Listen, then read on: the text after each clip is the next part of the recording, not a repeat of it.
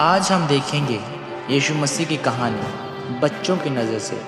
कैसे एक मासूम बच्चे यीशु को जानते हैं, उसका प्रेम अनुभव करते हैं। इस वीडियो को अंत तक देखें, क्योंकि शायद आज आपका दिल भी यीशु के प्रेम को महसूस करेगा।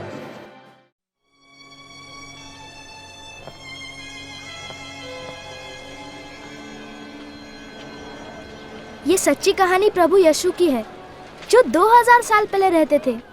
हमें पता नहीं बच्चों को यीशु के बारे में कैसे पता चला, पर शायद ये कुछ इस तरह हुआ होगा।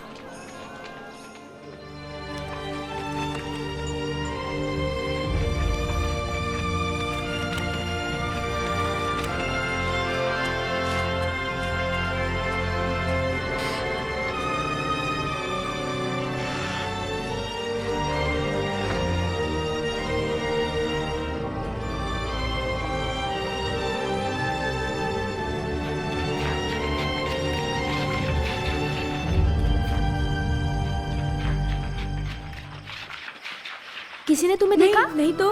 मुझे भी नहीं। तुम्हें? शायद नहीं। ठीक है, आओ चलें। तुम कुछ भी कहो, मैं नहीं मानता। मैं सचमुच मानता हूँ कि यीशु को परमेश्वर ने भेजा है, क्योंकि वो चमत्कार करता है। ये जादू भी तो हो सकता है, वरना ये बात कैसे समझाओगे? यही तो बात है जोल, मुझे समझने की जरूरत ही नहीं। ऐसे चमत्कार तो केवल परमेश्वर ही कर सकते हैं। तुम्हारा मतलब है जैसे अंधों को आंखें देना? हाँ। मुझे इस पे जरा भी विश्वास नहीं। मुझे है। सारा, तुम यहाँ क्या कर रही हो? मैं अपने गधे को चारा देना भूल गई, और जब तुम्हें यीशु की बात करते सुना तो मैं जानना चाहती थी कि तुम क्या कह रहे हो। तुम क्या जानो यीशु के बारे में? बहुत कुछ। मेरी दादी उनकी माँ मरियम को जानती है, और उन्होंने मुझे उनके बारे में सब कुछ बताया। उनका जन्म कैसे हुआ और बहुत कुछ। ये एक महान कहानी है। मरियम एक लड़की थी जो नासरत में रहती थी। उसकी शादी नहीं हुई थी, पर यूसुफ नाम के एक लड़के से होने वाली थी। एक दिन परमेश्वर ने जब्राइल स्वर्गदूत को भेजा। भयभीत न हो मरियम, आप पर परमेश्वर का अनुग्रह हुआ है। आप गर्भवती होंगी और एक पुत्र उत्पन्न होंगे, और आप उनका नाम यीशु रखना। ये कैसे हो सकता है? मैं तो कुंवारी हूँ। पवित्र आत्मा आप पर उतरेगा, इस कारण वे पवित्र बालक परम प्रधान परमेश्वर के पुत्र कहलाएंगे, तथा उनके राज्य का कभी अंत ना होगा। स्वर्गदूत से मरियम डरी नहीं? अगर स्वर्गदूत मुझसे बात करता मैं तो डर जाता। फिर क्या हुआ? नासरत नगर के सब लोग सुनो। सरकार ने एक नियम बनाया कि सभी लोगों को उस नगर जाना होगा जहां वो जन्मे थे, और अपना नाम लिखवाना होगा। कागजों पर हस्ताक्षर करने होंगे। सभी लोगों को अपने वतन में जाकर। इसीलिए यूसुफ मरियम को लेकर बेतलहम नगर गए, जहां वो जन्मे थे। जब वो बेतलहम पहुंचे तो वहां बहुत भीड़ थी, और ठहरने की कहीं भी जगह नहीं थी। यूसुफ को ठहरने के लिए केवल गौशाला में ही जगह मिल सकी। मतलब इस तरह की? हाँ, कुछ कुछ ऐसी ही। और उसी रात बालक यीशु जन्मे। गौशाला के पास पहाड़ी पर कुछ चरवाहे थे जो अपनी भेड़ों की रखवाली कर रहे थे। अचानक उन्हें स्वर्गदूत दिखाई दिया। आज के दिन दाऊद के नगर में तुम्हारे लिए एक उद्धारकर्ता जन्मे हैं, अर्थात मसीह प्रभु। चरवाहे तुरंत बालक को देखने चल पड़े। उन्हें चरनी में रखा हुआ था। यकीन नहीं आता ना? ऐसे ही बक्से में जिसमें मैं अपने गधे को चारा देती हूँ।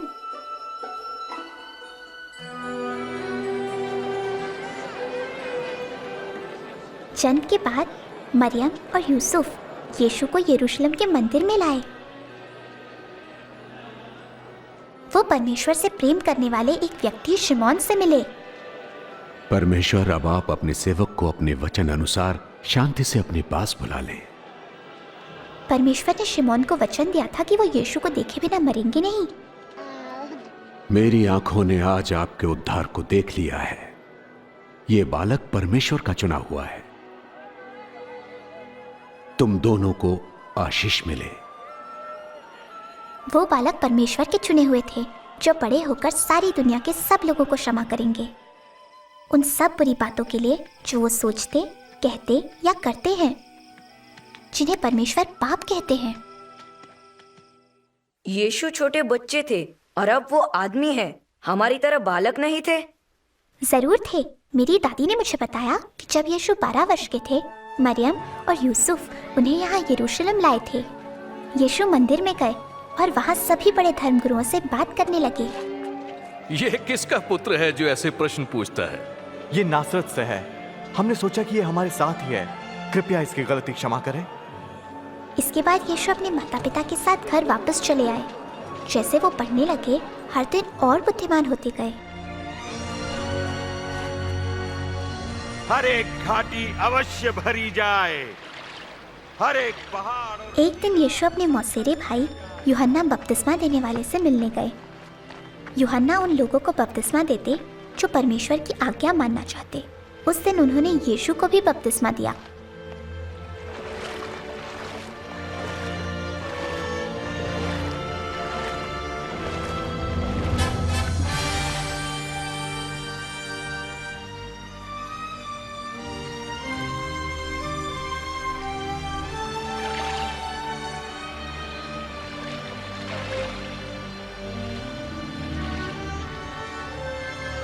और जो लोग वहाँ थे उन्होंने आकाश से परमेश्वर की आवाज सुनी और परमेश्वर ने कहा, तुम मेरे प्रिय पुत्र हो, तुमसे मैं प्रसन्न हूँ। अच्छा, फिर क्या किया उन्होंने? उन्होंने नगर नगर घूमकर लोगों को परमेश्वर के बारे में सिखाना शुरू किया। कैसी हो? अच्छी हूँ। यीशु वापस नासरत गए जहाँ वो पले बड़े थे। एक दिन वे मंदिर गए और वहाँ धर्मगुरुओं ने उन्हें परमेश्वर की पुस्तक धर्मशास्त्र पढ़ने को कहा। पवित्र शास्त्र का जो भाग यीशु ने पढ़ा उसमें लिखा था कि परमेश्वर यीशु को भेजेंगे ताकि सारे लोग हमेशा परमेश्वर के संग रह सकें। परमेश्वर का आत्मा मुझ पर है क्योंकि उन्होंने मुझे दीनों को शुभ संदेश सुनाने के लिए चुना है। उन्होंने मुझे भेजा है कि मैं बंदियों को मुक्ति और अंधों को दृष्टि पाने का संदेश दूं, सताए हुए लोगों को मुक्त करने के लिए और ये घोषणा करने के लिए कि समय आ गया है जब परमेश्वर अपने लोगों को बचाएं। वे ठीक कहते हैं। अच्छा वक्त है। सचमुच सही कहा। ये तो यशायाह का लेख है। ये यूसुफ का बेटा है। बड़ा पता नहीं हमारा मसीहा कब आएगा। ये अच्छा अध्यापक है। आज धर्मशास्त्र का ये लेख पूरा हुआ जैसा तुमने अभी सुना। क्या परमेश्वर का वचन सच्चा ठहरा? ये प्रतिज्ञा तो केवल मसीह ही पूरा कर सकते हैं। हम कैसे जानेंगे? पर कहानी आगे और भी है। यीशु गलील सागर तक गए। अपनी नाव को वहां गहरे पानी में ले चलो और अपने साथियों के साथ मछलियों के लिए जाल डालो। ओ स्वामी, हमने सारी रात कड़ा परिश्रम किया परंतु कुछ न पकड़ा। यदि आप कहते हैं तो मैं जाल डाले देता हूं। याकूब, यूहन्ना,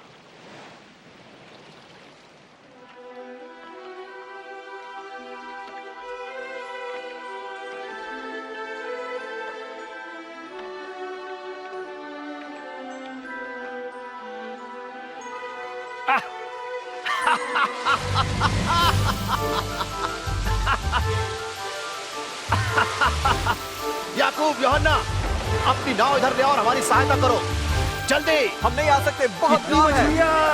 इस तरफ ज्यादा ना भरो। जाल अंदर खींचो। अरे ध्यान से, अरे जरा खिसको। नहीं आता। अरे क्या जरा खींचो, जाल खींचो। अरे क्या बात है। लगता है तभी पतरस समझ गया कि यीशु परमेश्वर के पुत्र हैं। पर पतरस डर गया। उसने अपने जीवन में बहुत सी गलत बातें की थी। वो समझ नहीं पा रहा था कि कैसे इतने पवित्र और महान यीशु उस जैसे पापी को स्वीकार करेंगे। प्रभु, मेरे पास से चले जाइए, मैं एक पापी मनुष्य हूं। तुम डरो मत।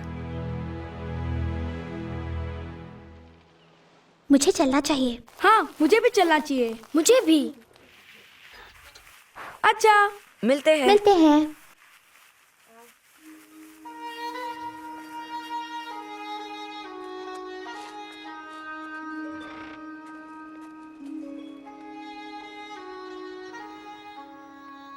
और तुम कहाँ थे बिन्यामीन? फिर अपने दोस्तों के साथ बाहर थे? हाँ पिताजी। क्या कालेब भी वहां था? हाँ पिताजी। मैंने कितनी बार कहा है कि मैं नहीं चाहता तुम उस लड़के के साथ रहो। पर पिताजी। तुम्हें पता है उसके पिता यीशु की उन झूठी कहानियों को मानते हैं। क्यों? क्या यह सब गलत है? हम मानते हैं कि परमेश्वर हमारे लिए एक राजा भेजेंगे। तुम्हारे दोस्त के पिता मानते हैं कि वो जो चरनी में जन्मा था वही ये राजा है। बकवास है ये। यदि कालेब के पिता सही हुए तो? नहीं बिन्यामीन, अब इस पर कोई और बहस नहीं करेंगे हम लोग। ठीक है।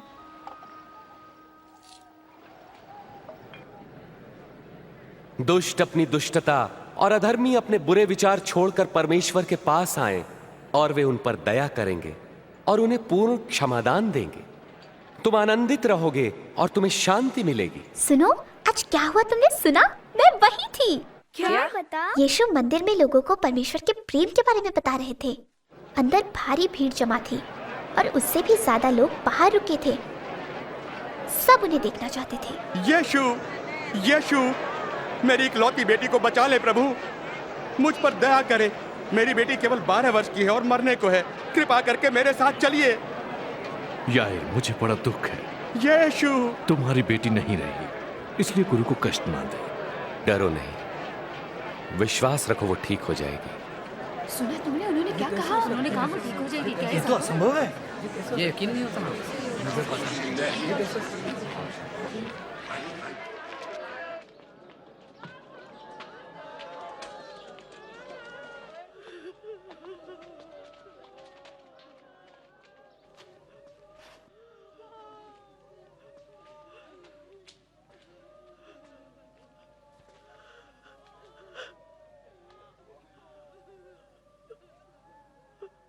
बेटी, उठो।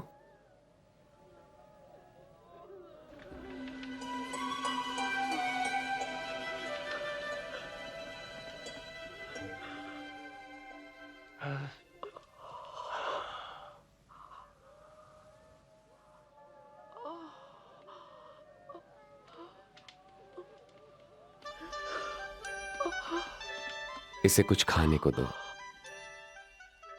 वाह, क्या सचमुच ऐसा हुआ? ऐसा ही हुआ। तुम्हें लगेगा नहीं वो कभी बीमार थी। मेरे पिता कहते हैं कि यीशु के सारे दोस्त बुरे काम करते हैं। वो कहते हैं सब पापी है। ये सही है, क्योंकि केवल यीशु ही सबसे प्यार करते हैं, चाहे वो कोई भी हो। मेरे पिता ने मत्ती नाम के व्यक्ति के बारे में बताया, जो शहर में अंदर आने वाले लोगों से चुंगी वसूल किया करता था।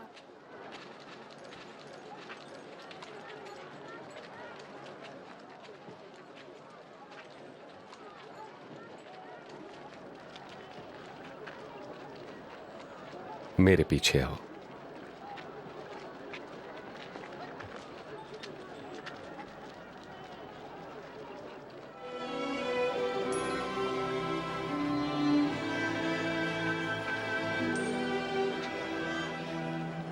मत्ती उन 12 लोगों में से एक है जिन्हें यीशु ने अपना शिष्य चुना है।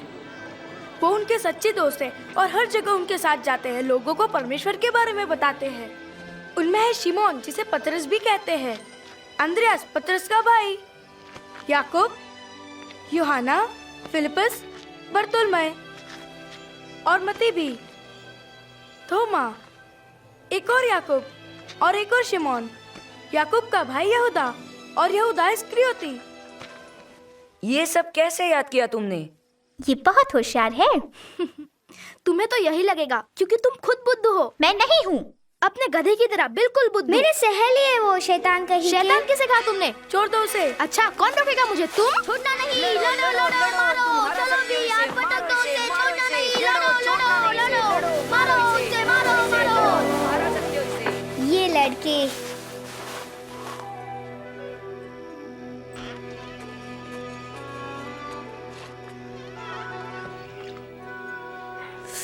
दर्द हो रहा है। और दर्द होगा अगर इसे साफ नहीं करेंगे। क्या हुआ इसे? इसने झगड़ा किया। मैंने तुमसे नहीं पूछा है लिया। माफ करो। वो मेरा कालेब से झगड़ा हो गया। ये यीशु की बात कर रहे थे। ये और इसके दोस्त हमेशा सारा की गौशाला में मिलते हैं। मैंने तुमसे कहा था ना कि यीशु की बात करने का कोई फायदा नहीं है। वो हमारा राजा नहीं है और ना ही कभी होगा। पिताजी, मुझे लगता है वो सचमुच परमेश्वर के पुत्र हैं। बहुत हो चुका।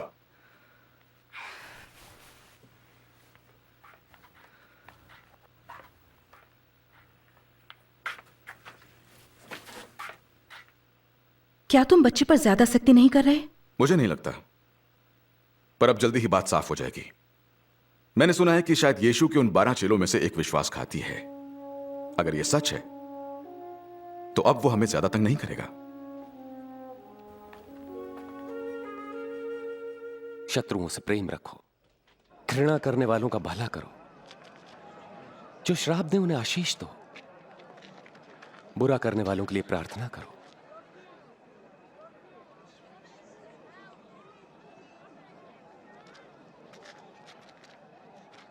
तुम्हारे एक गाल पर कोई थप्पड़ मारे तो उसकी ओर दूसरा भी फेर दो।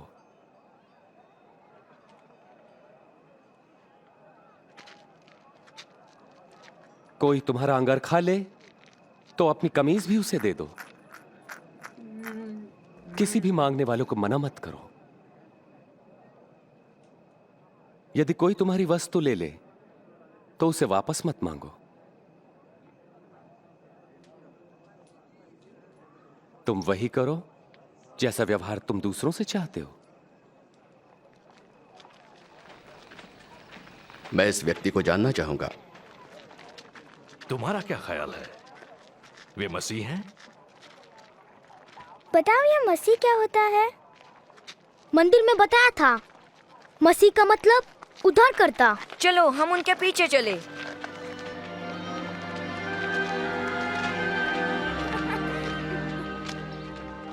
बढ़िया भोजन। हाँ, क्या यीशु के किए चमत्कार देखे? यकीन नहीं आता। उन्होंने चुंगी वालों और पापियों को भी मित्र बना लिया है। ये यहाँ क्या कर रही है मुझे नहीं पता।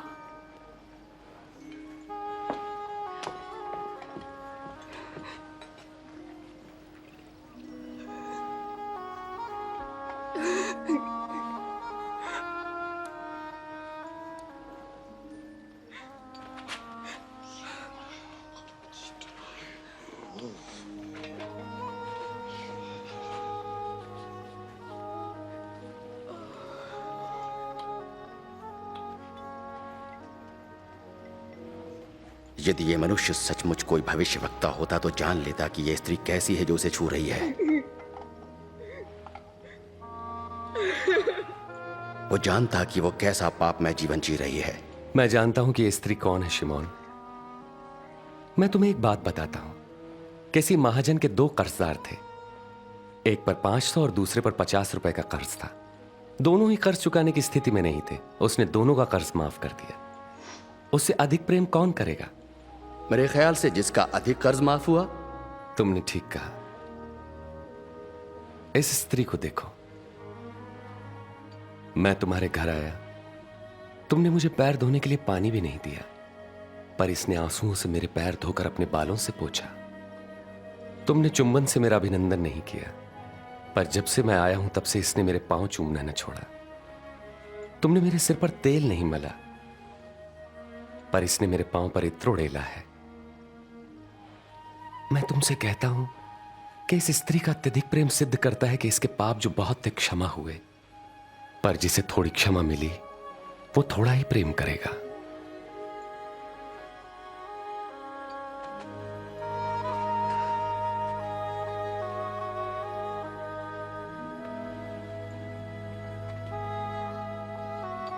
तुम्हारे पाप क्षमा हुए।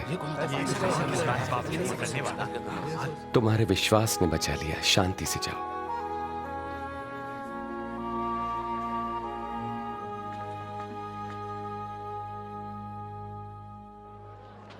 कृपया मुझे उठा लीजिए। आ जाओ मेरे कंधे पे। मसीहा, अब तुम देख सकते हो? हाँ, मैं यीशु को देख सकता हूँ। एक बीज बोने वाला बीज बोने निकला। बोते हुए कुछ बीज मार्ग के किनारे गिरे और रौंद डाले गए, और पक्षियों ने उन्हें चुग लिया। और कुछ पथरीली भूमि पर गिरे। जब वो उगे तो पानी न मिलने के कारण वे सब मुरझा गए। और कुछ झाड़ियों के बीच में गिरे। झाड़ियों ने साथ साथ बढ़कर उन्हें दबा दिया। परंतु कुछ बीज अच्छी भूमि पर गिरे और सभी पौधों ने उगकर फल दिया, प्रत्येक ने 100 गुना। इस उदाहरण का अर्थ यह है, बीज परमेश्वर का वचन है।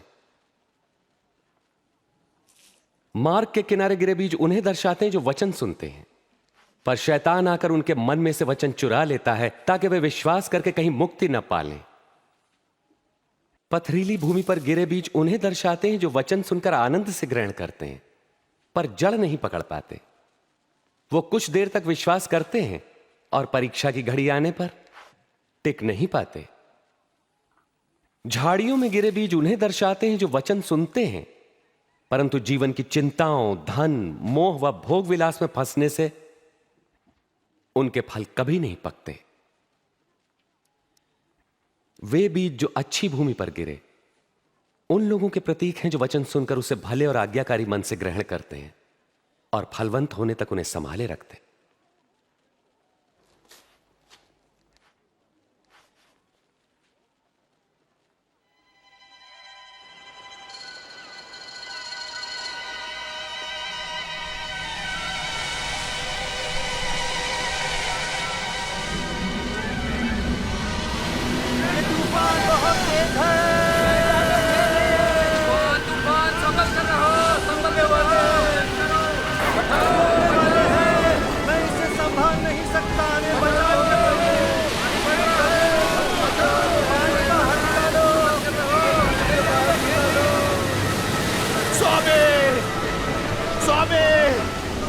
प्रभु यीशु, हम नाश हुए जाते हैं, हमें लहरें घेर रही हैं, हम डूब जाएंगे, हमें बचाइए,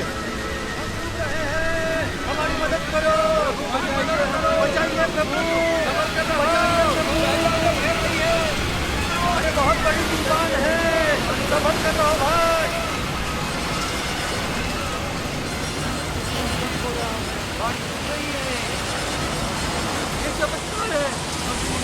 अब हम बच जाएंगे।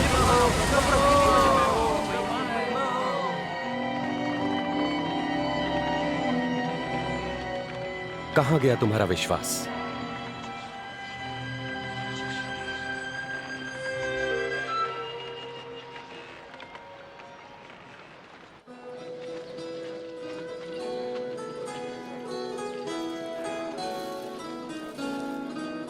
मुझे ये पसंद है। क्या दाम है इसका? नातन, नातन, सुना तुमने? यीशु आ रहे हैं। वो यहाँ आ रहे हैं। हाँ, नगर के बाहर। चलो हम भी चलते हैं। अच्छा चलो।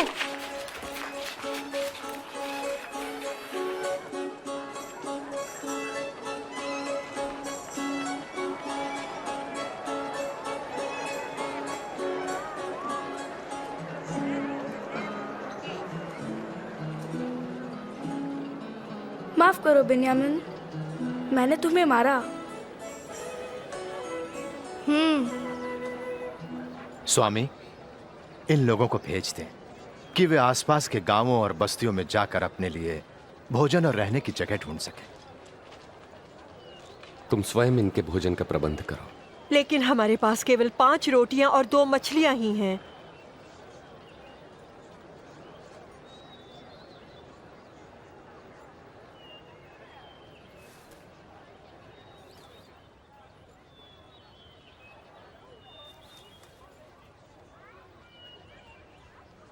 धन्य हैं आप प्रभु परमेश्वर, सृष्टि के मालिक, जो धरती पर अन्न उपजाते हैं।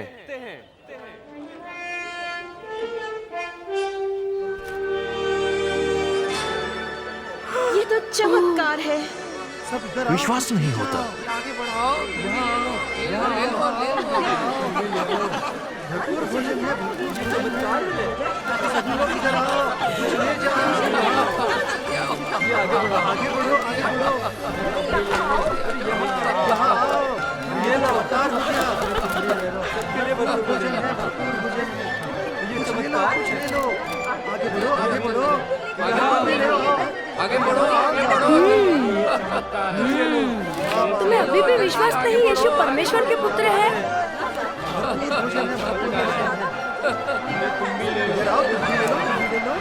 अरे आगे बढ़ाओ, सब चीज को आगे बढ़ाओ।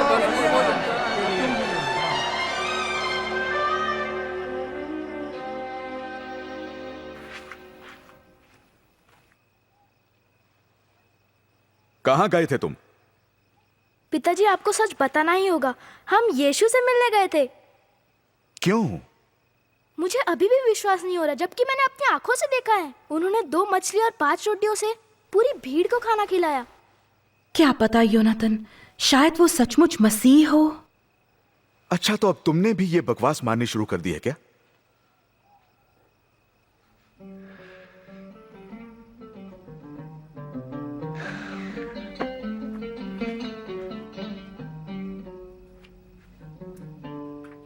हम क्या करें? धर्मशास्त्र क्या कहता है? इसका क्या अर्थ है? तुम अपने प्रभु परमेश्वर को संपूर्ण हृदय, संपूर्ण प्राण, संपूर्ण सामर्थ्य, संपूर्ण मन से प्रेम करो। पड़ोसी को अपने समान प्रेम करो। तुमने ठीक कहा, यही करो तो जीवित रहोगे। मेरा पड़ोसी कौन है? एक बार एक मनुष्य यरूशलेम से यरीहो जा रहा था। तब डाकुओं ने हमला किया और लूटकर उसे अधमरा छोड़कर चले गए। तब एक धर्मगुरु वहां से गुजरा और उसे देखकर वहां से कतरा कर चला गया। इसी प्रकार एक पुरोहित भी वहां से निकला, पास आया, उस व्यक्ति को देखा और मुंह फेर कर चला गया। परंतु एक दलित ने मार्ग से गुजरते समय उस घायल मनुष्य को देखा और उसका हृदय दया से भर गया।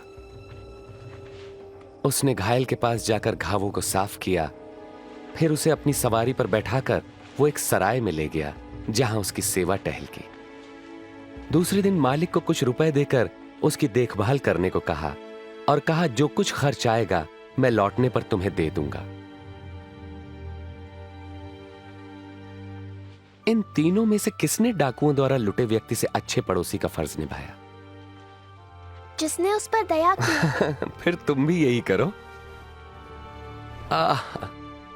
बच्चों को मेरे पास आने दो और उन्हें मना मत करो, क्योंकि परमेश्वर का राज्य ऐसों का ही है। मैं तुमसे सच कहता हूं, जो कोई परमेश्वर के राज्य को एक बालक की तरह ग्रहण नहीं करता, वो उसमें कभी प्रवेश न करेगा। जो कोई मेरे नाम से इस बालक का स्वागत करता है, मेरा करता है। जो मुझे स्वीकार करता है, मेरे भेजने वाले को करता है। तुम में सबसे छोटा ही सबसे महान है। दे दो, गरीब को कुछ दे दो, गरीब की मदद करो, गरीब की मदद करो। हे, यहाँ क्या हो रहा है? कौन जा रहा है? नासरत के यीशु यहाँ से जा रहे हैं। प्रभु यीशु, हे दाऊद की संतान, मुझ पर दया करे। उन्होंने चमत्कार किए हैं। शायद अभी भी कुछ करेंगे। चुप रहो, खामोश, खामोश। चुप रहो। मैं तुम्हारे लिए क्या करूं? मैं फिर से देखना चाहता हूं।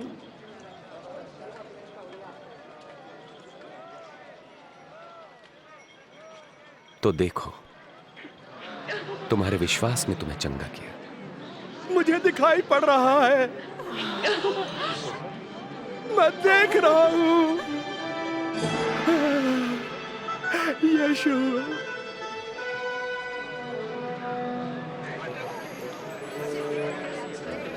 ये मनुष्य भविष्यवक्ता है। मेरे प्रभु और स्वामी, मुझे बचाइए।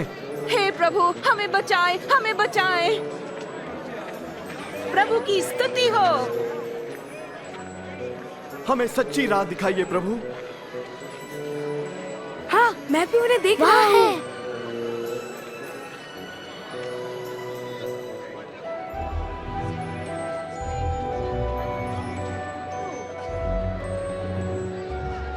वो आदमी पेड़ पर क्यों चढ़ रहा है? वो पेड़ में से देखने के लिए बहुत नाटा है।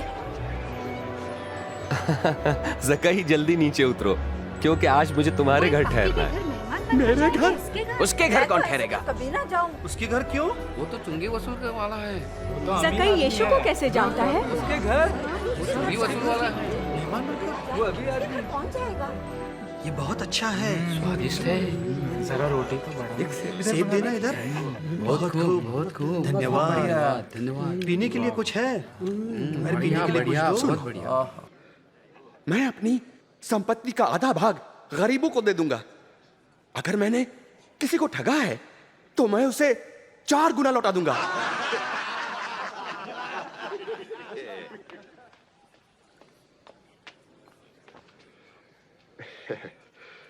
मैं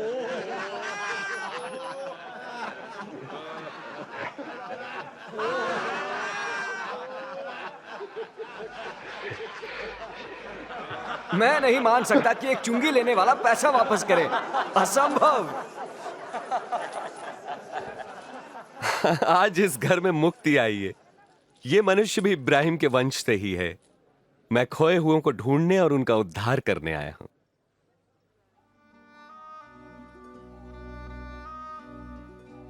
सुनो,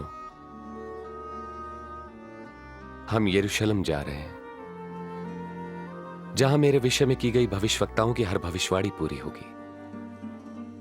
मुझे अन्य जातियों के हाथ सौंपा जाएगा। वे मेरा उपहास करेंगे, मुझे अपमानित कर मुझ पर थूकेंगे, कोड़े लगाएंगे और मार डालेंगे। परंतु तीसरे दिन मैं जी उठूंगा।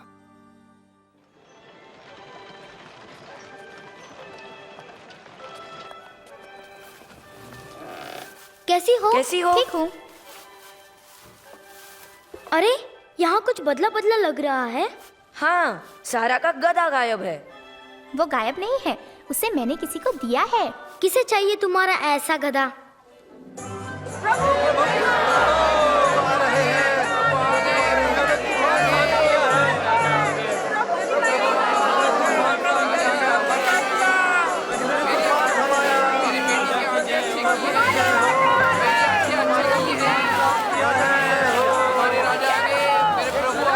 गुरु, अपने शिष्यों को आज्ञा दे कि वे शांत रहें। मैं कहता हूं, यदि ये चुप रहे तो स्वयं ये पत्थर चिल्ला उठेंगे। सबको आशीष मिले। बड़े राजा आए।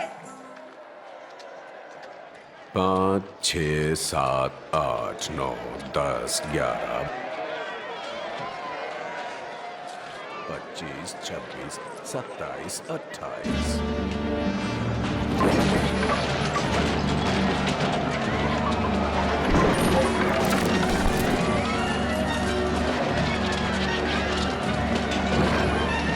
यीशु गुस्से में क्यों है?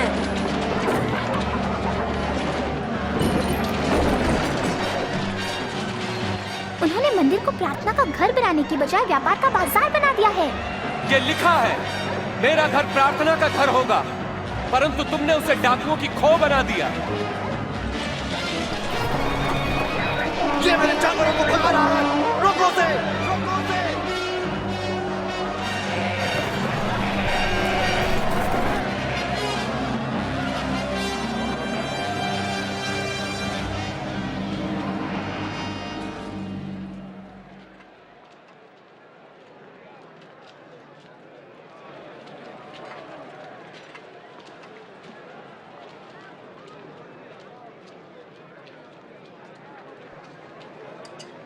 ये बहुत कम है।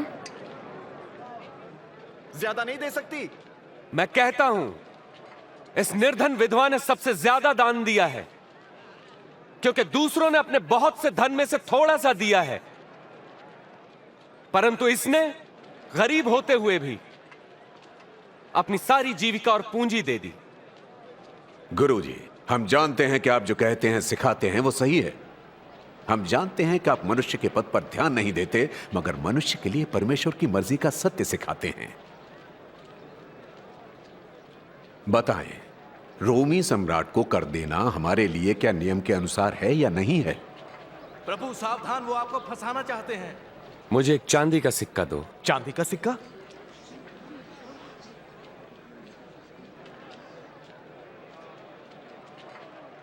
इस पर किसका चित्र और नाम अंकित है? राजा का। तब जो राजा का है वो सब राजा को दो, जो परमेश्वर का वो परमेश्वर को दो। क्या जवाब है तुम्हारा? सही कहते हैं। ठीक कहा। क्या उत्तर देंगे? ये क्या है?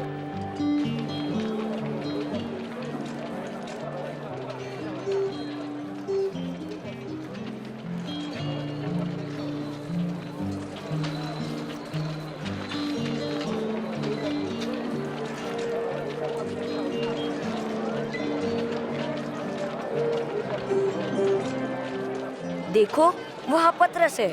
वो क्या कर रहा होगा? लगता है वो फसल के लिए सामान खरीद रहा है।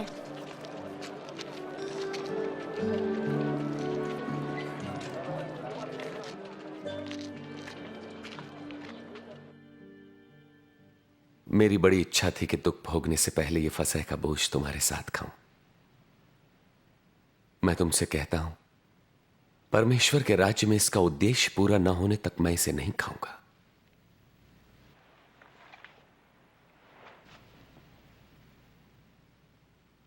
धन्य है आप प्रभु परमेश्वर, सृष्टि के मालिक, जो अंगूर की बेल पर फल लाते हैं।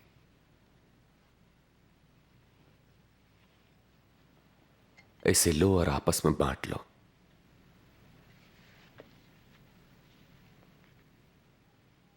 धन्य है आप प्रभु परमेश्वर, सृष्टि के मालिक, जो धरती पर अन्न उपजाते हैं।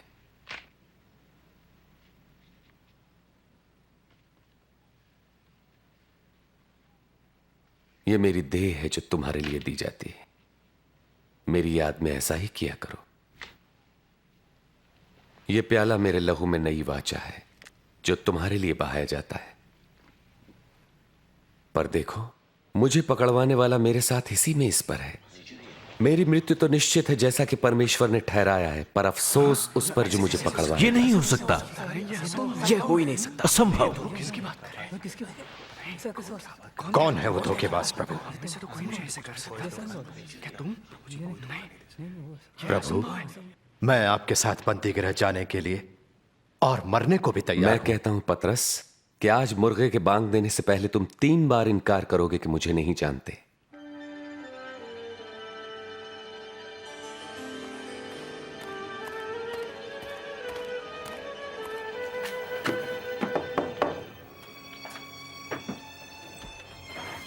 धर्मसभा ने फैसला कर लिया है।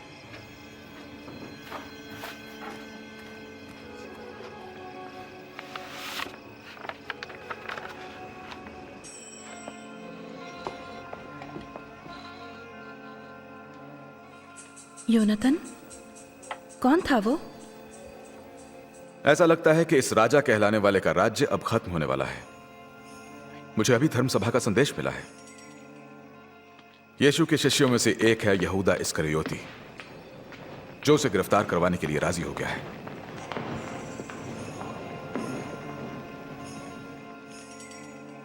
उन्होंने उसे इसके लिए मना कैसे लिया? ज्यादा कुछ नहीं, बस 30 चांदी के सिक्के। आज ही रात वो यीशु को गिरफ्तार करने वाले हैं ताकि वो कहीं भाग ना जाए।